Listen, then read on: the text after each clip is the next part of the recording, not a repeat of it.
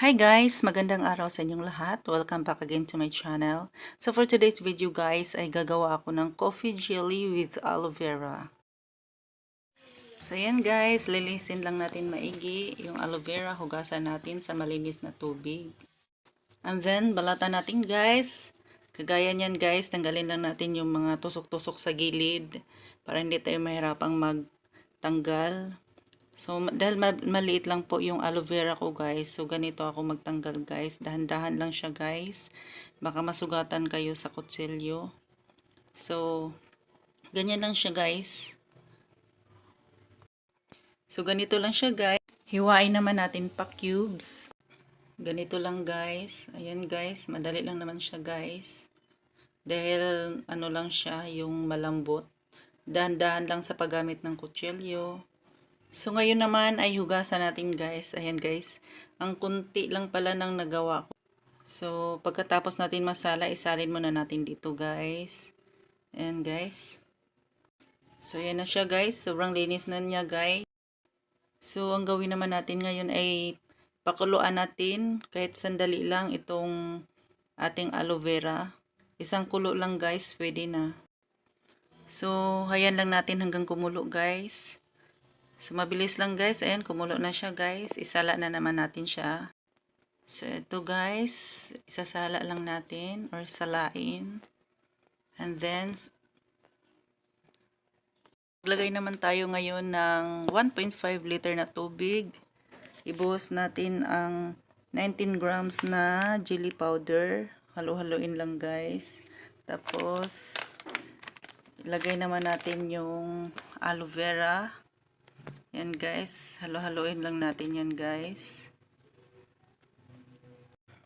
So, isa lang na natin guys. Yan guys, sa high ko siya nilagay guys. Para mas mabilis. Halo-haloin lang. And then, ilagay na natin yung ating kape. Yan guys. Yung Nescafe na puro. Isang stick lang guys. Pero kung gusto nyo dalawa, pwede rin naman. So, halo-halo lang hanggang sa mahalo siya maigi, matunaw yung kape. Hanggang sa kumulo siya guys. Once na kumulo na yan guys, pwede na natin yan isalin sa lagayan.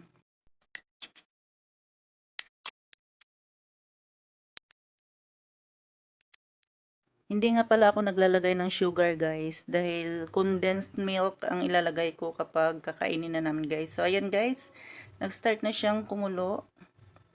So, yan, pakulo na siya guys.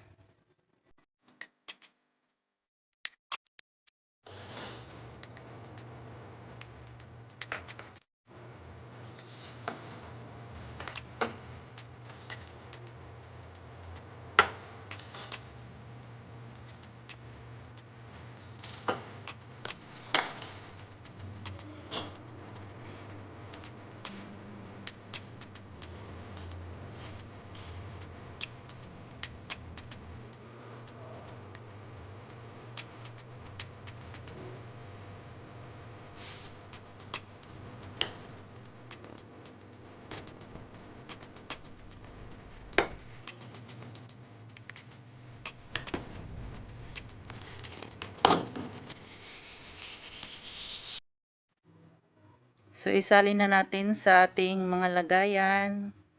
Ito guys, kung gusto nyong ibenta to guys, itong oblong na ito guys, ay pwede to siya sa halagang 30 pesos. Kasi, yung mga maliliit na yan guys, ay tigpa 5 pesos yan. So, mga ano yan ang, mga 6 na ano yan. Abot pa nga yan ng 7. So, pwede siya sa 30 pesos. Tapos, ito din guys, pwede rin to sa 30 pesos din pag gusto nyong ibenta.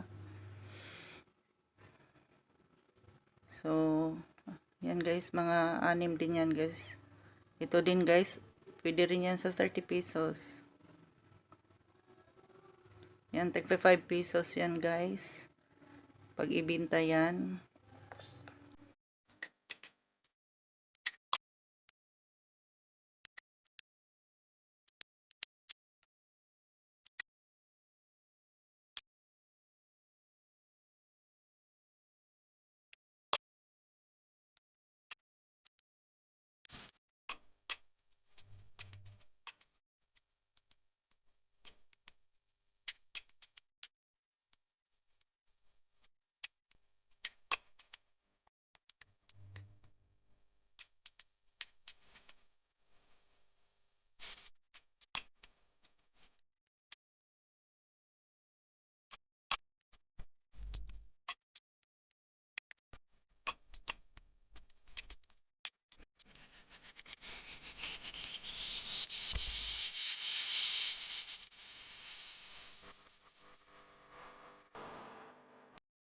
So, ito na guys, ilalagay na natin to sa ref kapag hindi na siya mainit. Huwag maglagay sa ref ng mainit guys, masisira ang ref nyo.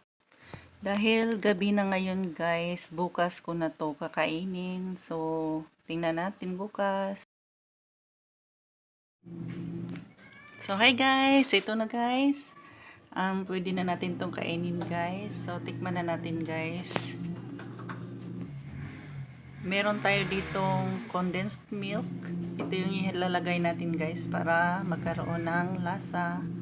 Napaka-yummy nito guys. Ayan guys. Ilalagay natin yung condensed milk. Kahit anong klaseng condensed milk, ano yung gusto nyo. Itong sa akin guys ay mumurahin lang to guys. So let's eat na guys. So ito guys, pakita ko lang sa inyo guys. Ayan siya guys, oh. Coffee jelly with aloe vera. So yummy. Ang sarap talaga niya guys kapag meron siyang condensed milk. Kahit huwag nyo nang lagyan ng sugar. Yum yum. Ang sarap. Mapapaupo ka talaga guys. Sobrang yummy. Ayan siya guys. Oh, lantakan na to guys. Kaya ko to ubusin guys. Yum yum. So, try nyo rin to guys. Madali lang siyang gawin guys. Mas healthy pa siya guys dahil may aloe vera. Yum yum. Napaka-yummy niya guys. Hindi siya nakakasawa guys. Hindi nakakaumay. Nakakabusog pa siya. So, yum yum talaga guys. Try nyo na guys. Pwede siya sa buong pamilya guys. Magugustuhan ng mga anak nyo at ng yung mga kamag-anak. So try nyo na rin guys. So thank you so much for watching. Bye bye. God bless us all. Look me in the face, tell me that you love me, even if it's fake.